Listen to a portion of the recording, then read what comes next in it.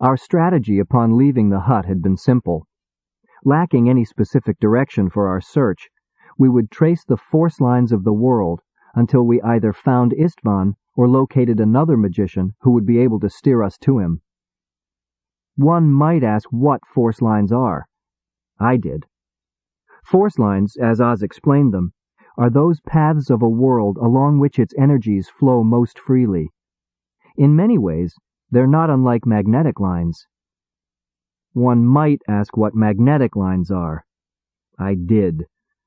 I will not quote Oz's answer to that, but it wasn't information. Anyway, force lines are a magician's ally and enemy.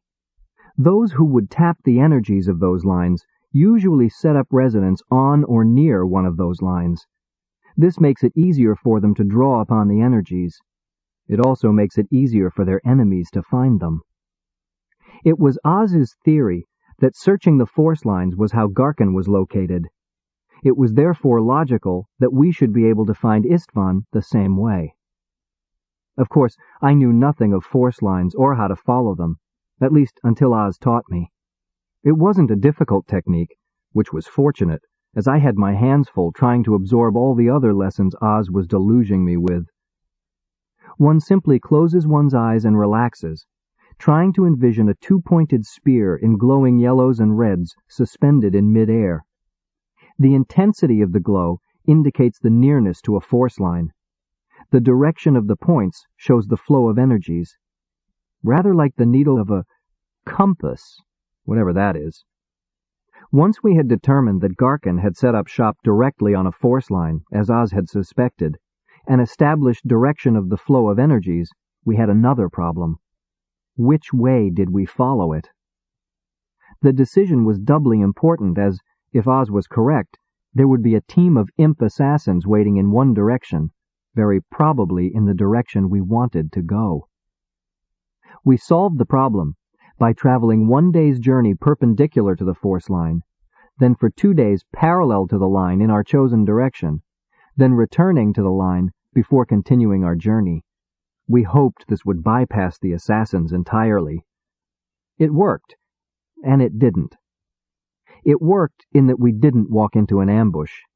It didn't work in that now it seemed they were on our trail, though whether they were actually tracking us or merely following the force line back to Istvan was unknown. "I keep telling you, kid," Oz insisted. "It's a good sign.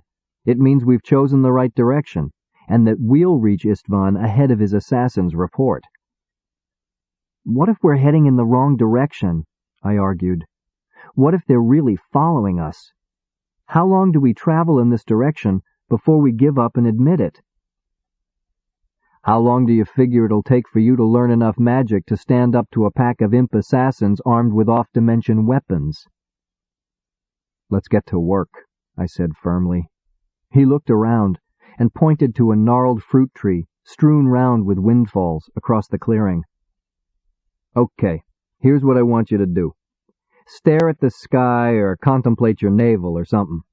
Then, when I give the word, use your power to grab one of those fruits and toss it to me."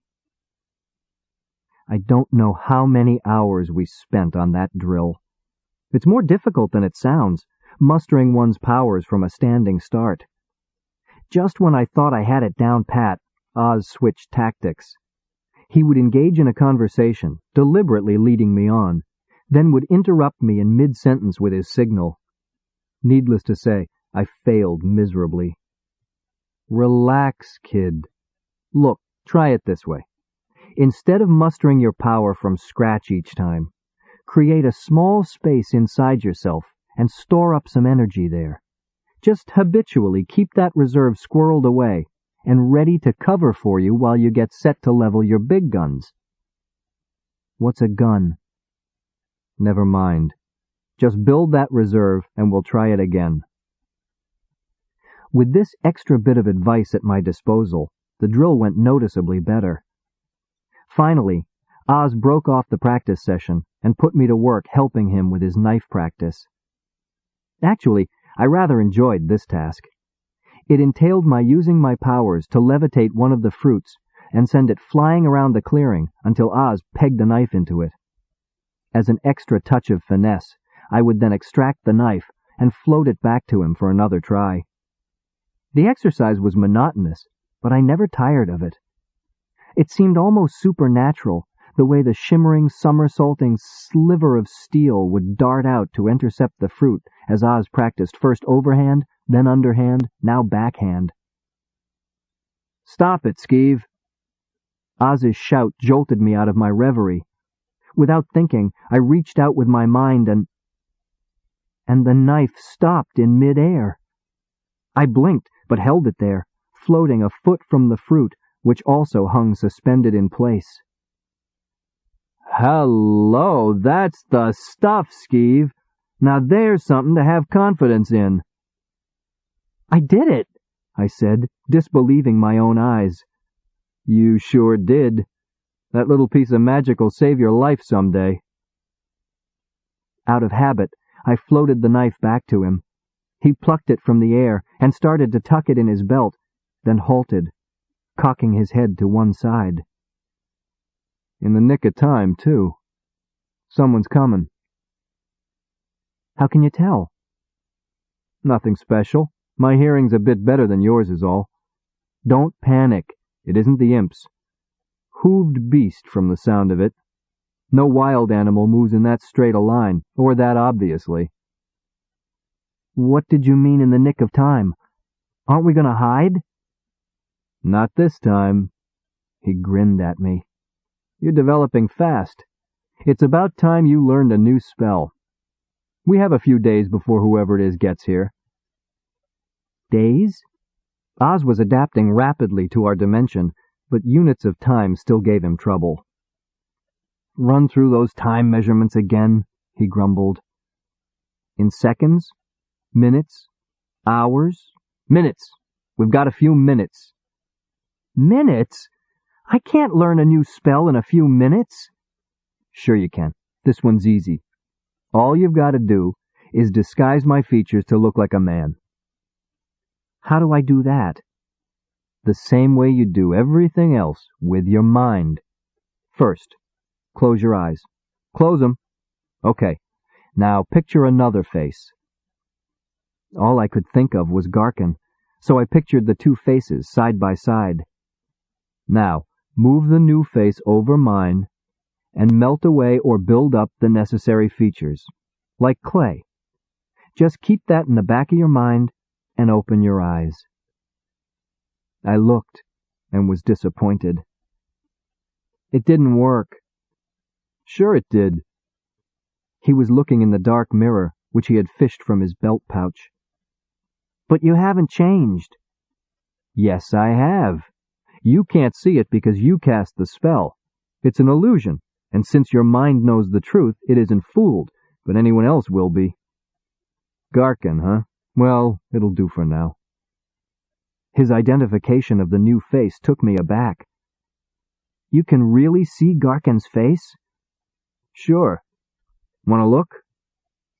He offered the mirror and grinned. It was a bad joke.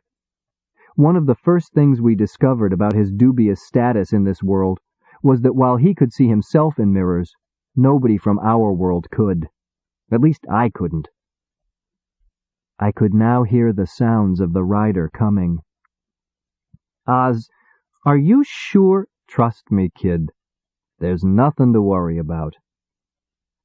I was worried. The rider was in view now. He was a tall, muscular man with the look of a warrior about him. This was reinforced by the massive war unicorn he was riding, laden with weapons and armor. "Hey, Oz, shouldn't we—" "Relax, kid. Watch this." He stepped forward, raising his arm. "Hello, stranger. How far to the next town?" The man veered his mount toward us. He half raised his arm in greeting, then suddenly stiffened. Heaving forward, he squinted at Oz, then drew back in terror. "By the gods! A demon!"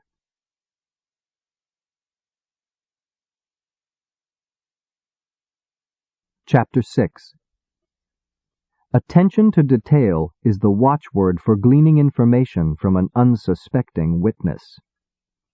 Inspector Clouseau.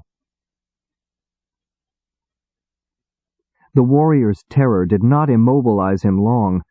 In fact, it didn't immobilize him at all. No sooner did he make his discovery than he took action. Strangely enough, the action was to lean back in his saddle and begin rummaging frantically through one of his saddlebags, a precarious position at best. Apparently, I was not the only one to notice the instability of his pose. Oz sprang forward with a yell, waving his arms in the unicorn's face. Being a reasonable creature, the unicorn reared and bolted, dumping the warrior on his head. "By the gods!" he bellowed, trying to untangle himself from the ungraceful heap of arms and weapons. "I've killed men for less." I decided that if his threat was to be avoided, I should take a personal hand in the matter. Reaching out with my mind, I seized a fist-sized rock and propelled it forcefully against his unhelmeted brow. The man went down like a pole-axed steer. For a long moment, Oz and I considered the fallen man, catching our breath. "Relax, Skeeve. This'll be easy, Skeeve. Trust me, Skeeve. Boy, Oz, when you miss a call, you don't do it small, do you?" "Shut up, kid." He was rummaging through his pouch again. "I don't want to shut up. I want to know what happened to the foolproof spell you taught me." "I was kind of wondering that myself." He had produced the mirror again and was peering into it. "Tell you what, kid. Check his aura and watch for anything unusual." "Shut up, kid. Check his aura, kid. You'd think I was some kind of—" "Hey!" "What is it?" "His aura. It's a sort of a reddish yellow, except there's a blue patch on his chest." "I thought so."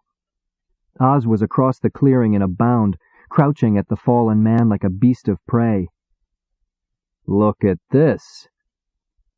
On a thong around the man's neck was a crude silver charm depicting a salamander with one eye in the center of its forehead. "What is it?" "I'm not sure, but I've got a hunch. Now, play along with me on this. I want you to remove the shape warp spell." "What spell?" "Come on, kid, wake up. The spell that's changing my face." "That's what I mean. What spell?" "Now look, kid, don't give me a lot of back talk. Just do it. He'll be waking up soon."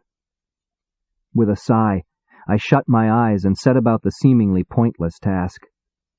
It was easier this time, imagining Garkin's face, then melting away the features until Oz's face was leering at me in my mind's eye.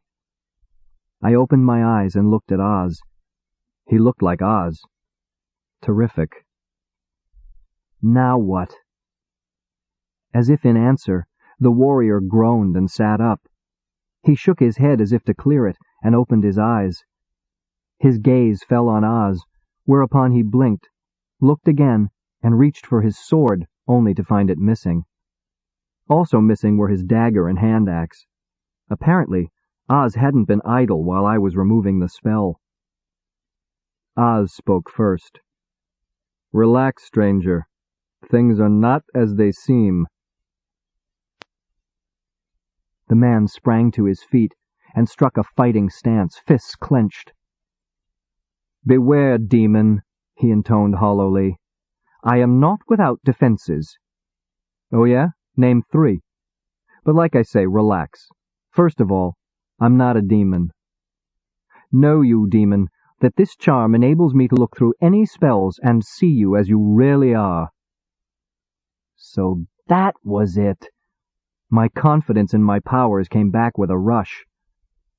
"Friend, though you may not believe me, the sight of that talisman fills me with joy, for it enables me to prove what I am about to tell you." "Don't waste your lies on me. Your disguise is penetrated. You are a demon." "Right. Could you do me one little favor?" Oz leisurely sat cross-legged on the ground. "Could you take the charm off for a minute?" "Take it off?" For a moment the man was puzzled, but he quickly rallied his forces. "Nay, demon, you seek to trick me into removing my charm, that you might kill me. Look, dummy, if we wanted to kill you, we could have done it while you were knocked out cold." For the first time, the man seemed doubtful. "That is indeed a fact. Then could you humor me for a moment and take the charm off?" The warrior hesitated, then slowly removed the charm. He looked hard at Oz and scowled. "That's strange.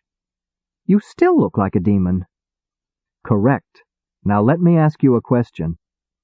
Am I correct in assuming from your words you have some knowledge of demons?" "I have been a demon hunter for over 15 years now," he declared proudly. "Oh, yeah?" For a minute, I was afraid Oz was going to blow the whole gambit, but he got himself back under control and continued. "Then tell me, friend, in your long experience with demons, have you ever met one who looked like a demon?" "Of course not. They always use their magic to disguise themselves." Fat lot he knew about demons. "Then that should prove my point." "What point?" I thought for a moment Oz was going to take him by the shoulders and shake him. It occurred to me that perhaps Oz's subtleties were lost on this world. "Let me try, Oz.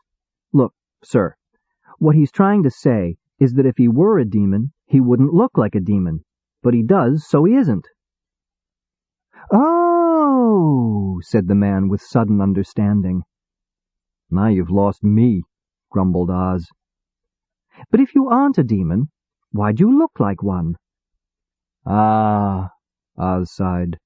"Therein lies the story. You see, I'm accursed." "Accursed?" "Yes. You see, I am a demon hunter like yourself. A rather successful one, actually. Established quite a name for myself in the field." "I never heard of you," grumbled the man. "Well, we've never heard of you either," I chimed in. "You don't even know my name." "Oh, I'm sorry." I remembered my manners. "I'm Skeeve, and this demon hunter is Oz. Pleased to meet you. I am known as Quigley."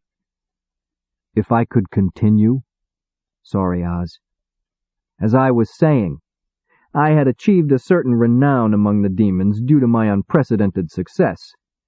At times it was rather bothersome, as when it was learned I was coming, most demons would either flee the territory or kill themselves." "Does he always brag this much?" "He's just getting started." "Anyway, one day I was closing with a demon, a particularly ugly brute, when he startled me by addressing me by name. 'Oz,' says he, 'before you strike you should know your career is at an end.' Of course I laughed at him, for I had slain demons more fierce than he, sometimes in pairs. 'Laugh if you will,' he boomed, 'but a conclave of demons empowered me to deal with you. Whether you kill me or not, you are doomed to suffer the same end you have visited on so many of us.' I killed him, of course, assuming he was bluffing, but my life hasn't been the same ever since." "Why not?" "Because of the curse. When I returned to my horse, my faithful squire here took one look at me and fainted dead away." "I did no such thing. I mean, it was the heat." "Of course, Skeeve." Oz winked slyly at Quigley. "At any rate, I soon discovered to my horror that the demon had worked a spell on me before he expired, causing me to take on the appearance of a demon to all who beheld me." "Fiendish. Clever, but fiendish." "You see the subtlety of their plan. That I, fiercest of demon hunters, am now hunted in turn by my fellow humans. I'm forced to hide like an animal, with only my son here for companionship." "I thought you said he was your squire." "That too. Oh, the irony of it all." "Gee, that's tough. I wish I could do something to help." Maybe you can. Oz smiled winningly. Quigley recoiled. I found it reassuring that someone else shared my reaction to Oz's smile. How? I mean, I'm just a demon hunter. Precisely how you might be of assistance. You see, at the moment, we happen to have several demons following us. It occurs to me, we might be of mutual service to each other. We can provide you with targets, and you, in turn, can rid us of a bloody nuisance. They're bloody? Quigley was horrified. Just an expression. Well, what do you say? Is it a deal? I don't know. I'm already on a mission, and I don't usually take on a new job until the last one's complete. The misinformed might think I was quitting, or had been scared off or something. That sort of thing is bad for the reputation. It'd be no trouble at all, Oz persisted. It's not like you have to go out of your way. Just wait right here and they'll be along. Why are they following you anyway? A vile magician sent them after us, after I was foolish enough to seek his aid. The curse, you know. Of course. Wait a minute. Was that magician's name Garkin, by any chance? As a matter of fact, it was. Why, do you know him? Why, he's my mission. That's the man I'm going to kill. Why? I interrupted. Garkin's no demon. But he consorts with demons, lad. Oz scowled warningly at me. That's enough for any demon hunter. Right, Quigley? Right. Remember that, lad. I nodded vigorously at him, feeling suddenly very nervous about this whole encounter. Where did you hear about Garkin anyway, Quigley? Oz asked casually. Strangely enough, from an innkeeper. Istvan, I think he said his name was. A bit strange, but a sincere enough fellow. About 3 weeks' ride back. But we were talking about your problem. Why did he send demons after you? Well, as I said, I sought him out to try to get him to remove any curse. What I didn't realize was that he was actually in league with the demons himself. He had heard of me, and flatly refused me aid. What is more, after we left, he set some of his demons on our trail. I see. How many of them did you say there were? Just 2, Oz assured him. We've caught glimpses of them occasionally. Very well, concluded Quigley. I'll do it. I'll assist you in your battle. That's fine except for one thing. We won't be here. Why not? I should think that as a demon hunter you'd welcome the chance once the odds were even. If I were here, there would be no fight, Oz stated grandly. As I've said, I have a certain reputation among demons. If they saw me here, they'd simply flee. I frankly find that hard to believe, commented Quigley. I was inclined to agree with him, but kept my silence. Well, I must admit their fear of my charmed sword has a bit to do with their reluctance to do battle. Charmed sword? Yes. Oz patted the sword at his side. This weapon once belonged to the famous demon hunter Alphonse de Clario. Never heard of him. Never heard of him? Are you sure you're a demon hunter? Why, the man killed over 200 demons with this sword. They say it's charmed such that whomever wields it cannot be killed by a demon. How did he die? Knifed by an exotic dancer. Terrible. Yes, they're nasty that way. But about the sword, does it work? It works as well as any sword, a little point-heavy maybe, but no, I mean the charm. Does it work? I can testify that I haven't been killed by a demon since I started using it. And demons actually recognize it and flee from its owner? Exactly. Of course, I haven't had occasion to use it for years. Been too busy trying to get this curse removed. Sometimes I've thought about selling it, but if I ever get back into business, it would be a big help in, re-establishing my reputation. I suddenly realized what Oz was up to. Quigley rose to the bait like a hungry pike turtle. He said. Tell you what, just to give a hand to a fellow demon hunter who's down on his luck, I'll take it off your hands for 5 gold pieces. 5 gold pieces? You must be joking. I paid 300 for it. I couldn't possibly let it go for less than 200. Oh, well, that counts me out. I only have about 50 gold pieces on me. 50? Yes, I never travel with more than... But then again, times have been hard, and seeing as how you would be using it to do battle against the fiends who put the curse on me, yes, I think I could let you have it for 50 gold pieces. But that's all the money I have. Yes, but what good is a fat purse if you're torn asunder by a demon? True enough. Let me see it. He took the blade and hefted, giving it a few experimental swings.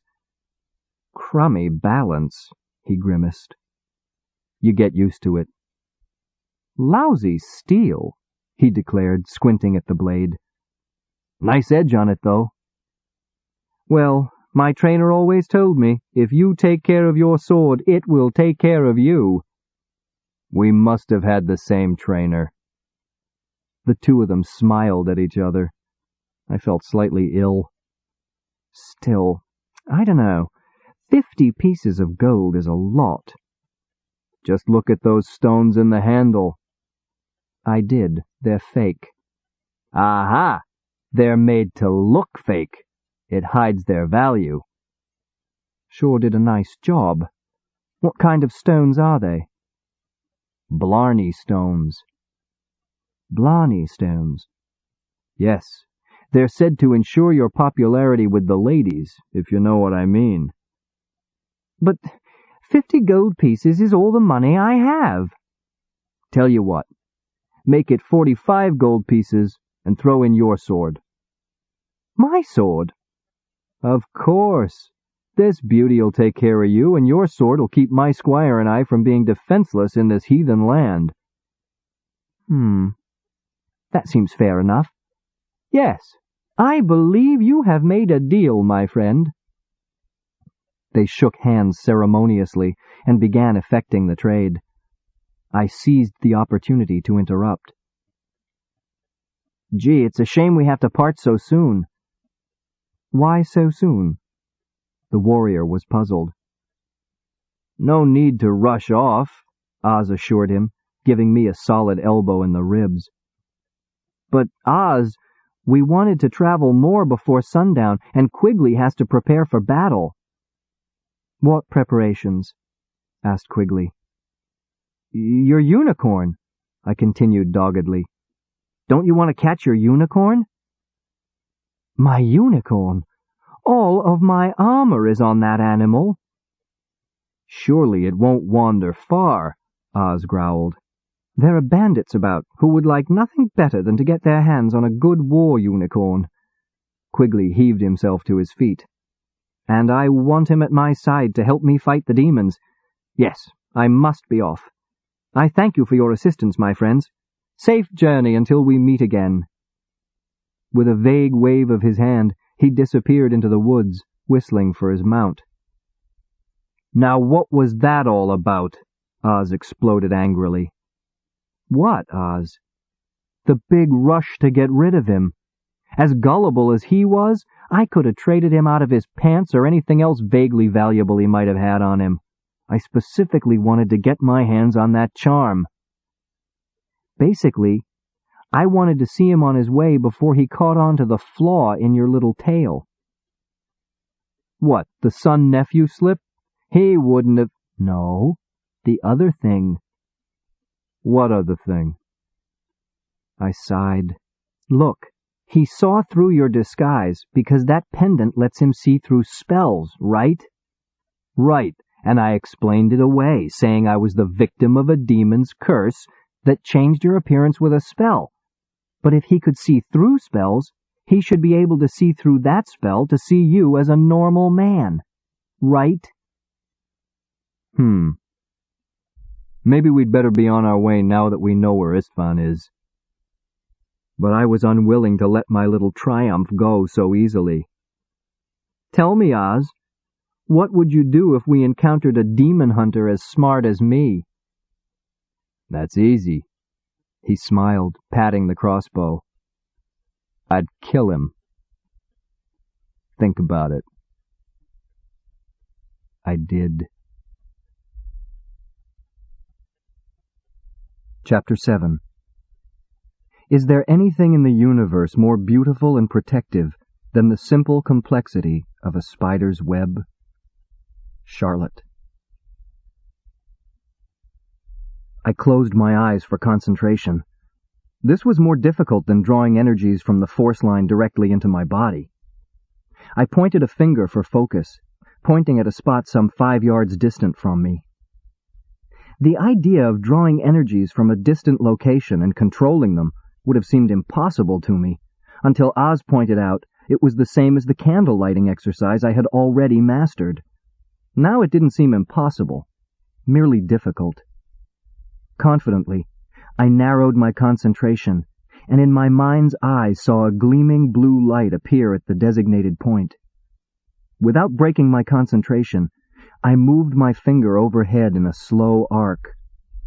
The light followed the lead, etching a glowing blue trail in the air behind it. As it touched the ground again, or where I sensed the ground to be, I moved my finger again, moving the light into the second arc of the protective pentagram. It occurred to me that what I was doing was not unlike forming the normal flat pentagram Garkin had used at the hut. The only difference being that, instead of being inscribed on the floor, this was etched overhead, with its points dipping downward to touch the earth. It was more an umbrella than a border. The other major difference, I thought as I completed the task, was that I was doing it. Me. Skeeve. What I had once watched with awe, I was now performing as routine. I touched the light down in its original place, completing the pentagram. Quietly pleased, I stood for a moment, eyes closed, studying the glowing blue lines etched in my mind's eye. "Terrific, kid," came Oz's voice.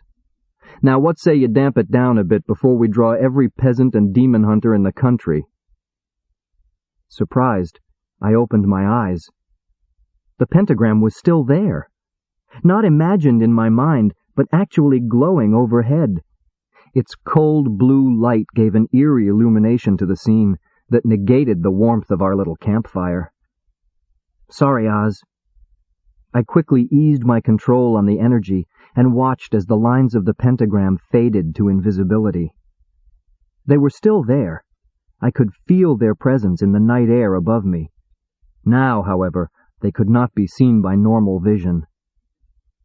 More for the joy of it than out of any lack of confidence, I closed my eyes again and looked at them.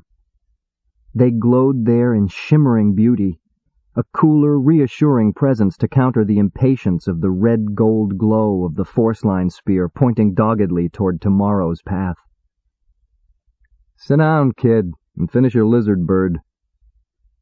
We were out of the forest proper now, but despite the presence of the nearby road, game was still plentiful and fell ready victim to my snares.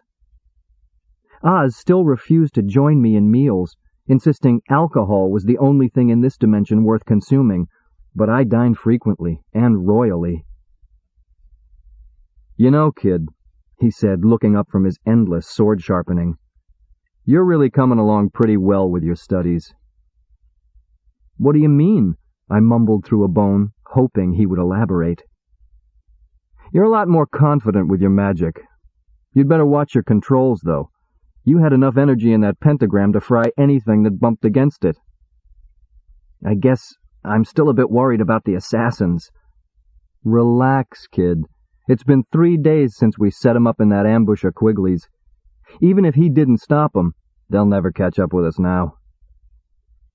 "Did I really summon up that much power?" I urged, eager for praise. "Unless you're actually engaged in magical battle, wards are used as a warning signal only. If you put too much energy into them, It can have two potentially bad side effects. First, you can draw unnecessary attention to yourself by jarring or burning an innocent bystander who blunders into it. Second, if it actually reaches a magical opponent, it probably won't stop him. Just alert him that he has a potentially dangerous foe in the area. I thought it was a good thing if I could summon up lots of power. Look, kid, this isn't a game. You're tapping into some very powerful forces here. The idea is to strengthen your control, not see how much you can liberate. If you get too careless with experimenting, you could end up helpless when the actual crunch comes. Oh, I said, unconvinced. Really, kid, you've got to learn this. Let me try an example. Suppose for a minute you're a soldier assigned to guard a pass. Your superiors put you on the post and give you a stack of 10-pound rocks. All you have to do is watch to see if anyone comes, and if they do, drop a rock on their head. Are you with me so far? I guess so. Fine. Now, it's a long, boring duty, and you have lots of time to think. You're very proud of your muscles, and decide it's a bit insulting that you were only given 10-pound rocks. 20-pound rocks would be more effective, and you think you could handle them as easily as the 10-pound variety. Logical? I nodded vaguely, still not sure what he was driving at. Just to prove the point to yourself, you heft a 20-pound rock, and sure enough you can handle it. Then it occurs to you, if you can handle a 20-pounder, you should be able to handle a 40-pounder, or even a 50-pounder, so you try. Then it happens. He was getting so worked up I felt no need to respond. You drop it on your foot, or you pull a muscle, or you keel over from heat exhaustion, or any one of 100 other things. Then where are you? He leveled an accusing finger at me. The enemy strolls through the pass you're supposed to be guarding, and you can't even lift the original 10-pound rock to stop them. All because you indulged in needless testing of idiotic muscle power. I was impressed, and gave the matter serious thought before replying. I see what you're saying, Oz, but there's one flaw in your example. The key word is needless. Now, in my case, it's not a matter of having a stack of 10-pound rocks that would do the job. I have a handful of gravel. I'm trying to scrounge around for a rock big enough to do some damage. True enough, Oz retorted. But the fact remains, if you overextend yourself, you won't be able to use what you already have. Even gravel can be effective if used at the right time. Don't underrate what you've got or what you're doing. Right now you're keeping the finder spear going, maintaining the wards, and keeping my disguise intact. That's a lot for someone of your abilities to be doing simultaneously. If something happened right now, which would you drop first? Too late, we're already dead. You won't have time to ponder energy problems. That's why you always have to hold some back to deal with immediate situations while you rally your energies from other activities. Now do you see? I think so, Oz, I said haltingly. I'm a bit tired. Well, think about it. It's important. In the meantime, get some sleep and try to store up your energies. Incidentally, let the finder spear go for now. You can summon it up again in the morning. Right now, it's just a needless drain. Okay, Oz. How about your disguise? Better keep that. It'll be good practice for you to maintain both that and the wards in your sleep. Speaking of which, right, Oz? I drew my acquired assassin's cloak about me for warmth and curled up. Despite his gruff manner, Oz was persistent that I get enough sleep as well as food.